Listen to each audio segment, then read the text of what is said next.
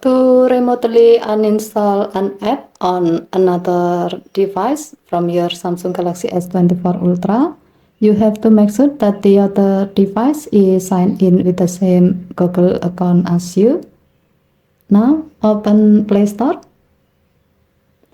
Tap your profile icon at the top right, and then tap Manage Apps and Device. Tap Manage.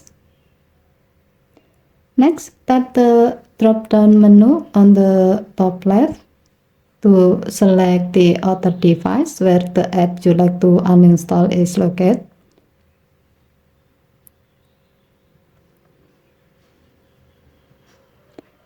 Now your phone will display all apps that are installed on the selected device. Select the desired app you like to uninstall by putting a check mark next to it. Tap the trash can icon at the top right, and then tap uninstall to continue uninstalling the selected apps. Okay, thank you for watching. Please help to like and subscribe. Have a nice day.